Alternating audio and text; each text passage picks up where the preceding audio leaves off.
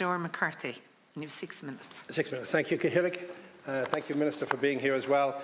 I rise to support this motion, as Senator O'Loughlin and Senator Daly have mentioned that there's a lot going on in the world at the moment, and often Ukraine is not being mentioned and it's been forgotten about because the war has been going on for so long. But we're rising to support the motion affirming Ireland's unwavering solidarity to the people of Ukraine.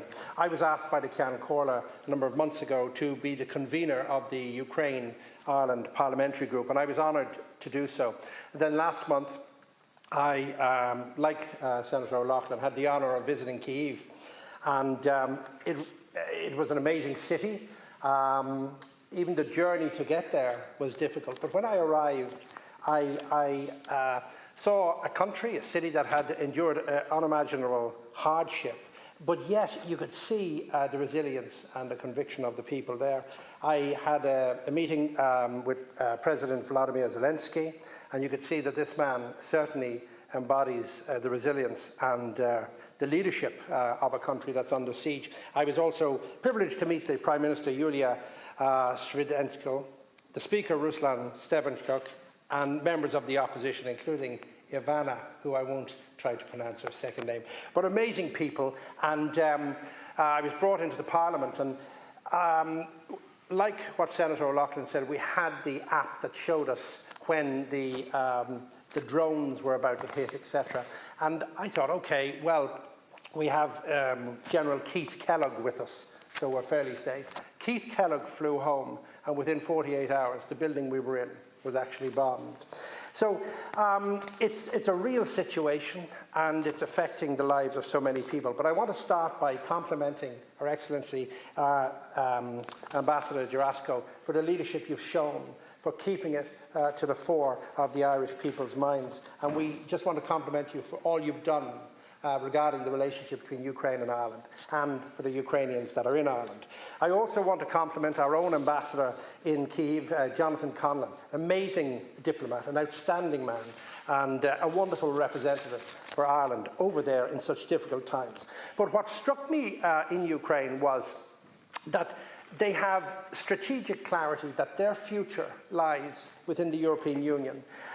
Their belief is that democracy, even when it's bombed, even when it's bloodied, must never surrender.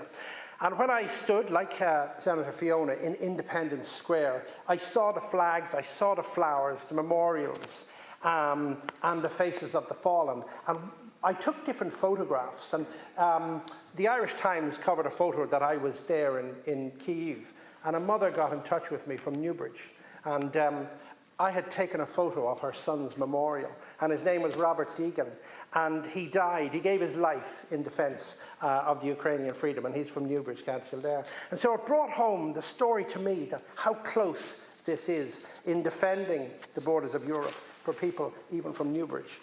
I also witnessed the devastation firsthand. I witnessed the shattered buildings, the bombed streets, but I saw the Ukrainian resolve is second to none.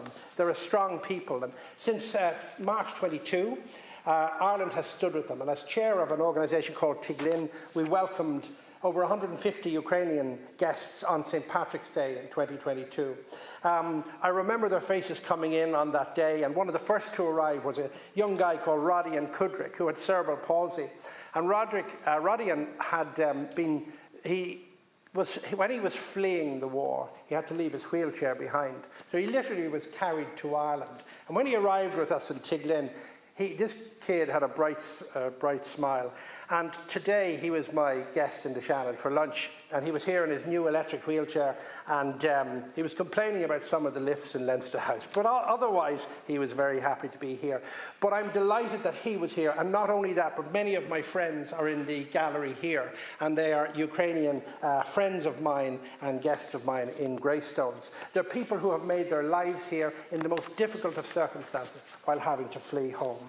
And I know Ireland has, through humanitarian aid, through diplomatic advocacy and the tireless work of the ambassador, we've managed to do a lot to try and make a difference, and that's why this motion is so important. It affirms what we already know is true, that Russia's illegal invasion is a crime against international law and against humanity.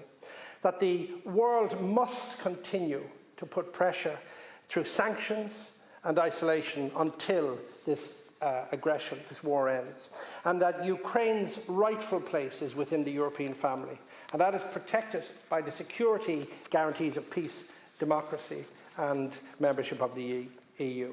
So Ireland, we might be a small nation, but our moral voice is not small, and we've seen that lately, even through even what happened in the Middle East. Our neutrality must not, and I don't believe it is, I don't believe it's indifference. It has to be an active commitment to peace and justice.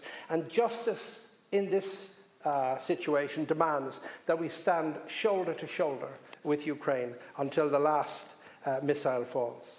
In Kyiv, I was reminded when I was in Independence Square, there was one memorial that read, "Freedom is our religion." So I want to just say that we need to make sure that Ireland continues to stand on the side of that freedom, and not just in word, but in action. Go Rev Mahagan.